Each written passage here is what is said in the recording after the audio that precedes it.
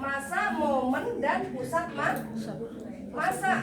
Ada di integral. Cuma kemarin kita belum sempat pelajari sampai sana.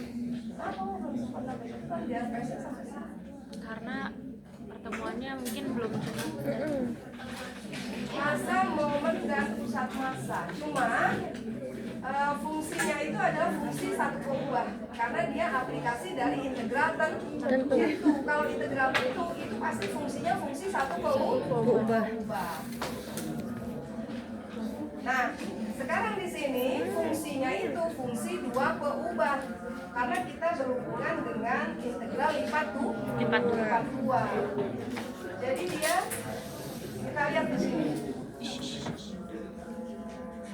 Misalkan suatu lempengan tipis ya, atau sering disebut juga sebagai lamina, mencakup daerah rata ya. Jadi lempengannya berupa daerah yang memiliki kepadatan. Jadi lempengan, jadi seperti seng gitu, tapi dia berupa daerah rata. Kan dia mempunyai kepadatan kan? Nah, kepadatannya itu dinyatakan dalam bentuk fungsi, tapi fungsinya fungsi dua pengubah. Ya, jadi fungsinya itu adalah rho xy. Ini sebagai fungsi kepadatan dari lempengan itu. Gitu ya. Nah, kita mau cari massanya, massa dari lempengan itu. Gitu.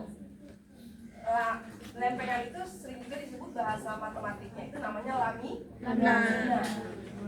Ya, lamina.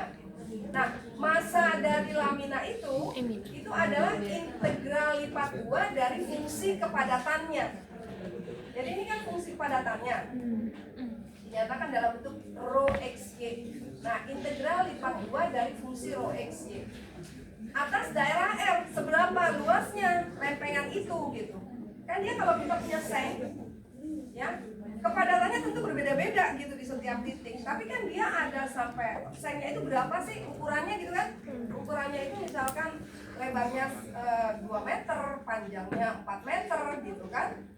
Nah, berarti dimensi panjang dan lebar dari lempengan tipis itu menjadi batas pengintegralannya. Sementara fungsi kepadatannya itu menjadi fungsi yang diintegralkan. Nah, jadi massa dari lempengan tipis itu dinyatakan sebagai integral lipat 2 dari fungsi kepadatannya atas daerah R. Daerah R itu adalah luasnya lempengan itu. Gitu. Jadi berapa luasnya pada sumbu X pada sumbu Y. Nah, itu yang disebut dengan massa. Massa dari lamina itu jadi didefinisikan seperti ini. Integral lipat 2 dari fungsi kepadatannya. Nah, kemudian ada momen. Ya, momen itu adalah hasil kali massa dengan jaraknya. Dengan jaraknya. Jadi momen itu ada di harusnya ada di integral gitu ya. Di integral tentu sebelum jadi definisi itu. Massa itu adalah hasil kali, momen itu adalah hasil kali massa dengan jarak. Nah, kalau jarak terhadap sumbu X, berarti kan dia sejauh Y. Ya, sejauh Y. Maka di sini momennya itu disebut sebagai mx.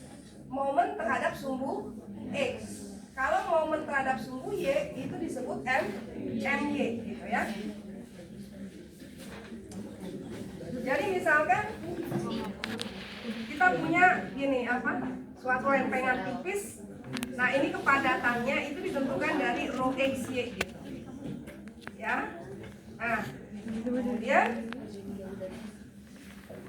kalau kita berbicara, jadi dia ini dimensinya. Ya, jadi dimensinya lebarnya berapa, panjangnya berapa. Nah, kemudian kalau kita melihat jaraknya terhadap sumbu X, maka ini disebut sebagai mx. Jaraknya terhadap sumbu Y, maka ini disebut sebagai my. Momen terhadap sumbu Y. Mx momen terhadap sumbu X. Tentu jaraknya ini adalah sejauh Y ya. Ya, kemudian jaraknya terhadap Y ini adalah sejauh X. Karena kan dilihat ini kan, gitu kan jarak itu. Kalau dilihat ini kan jaraknya ini. Nah, itu sejauh Y. Nah, maka mx ini adalah momen itu adalah perkalian jarak dengan massa dari lempengan itu ya, massa dikali jaraknya gitu. Nah, berarti ini adalah momen yang terhadap sumbu X itu adalah Y dikali tadi masanya adalah fungsi rho XY ya, DA. A ini adalah dimensi dari dimensi dari lempengan itu.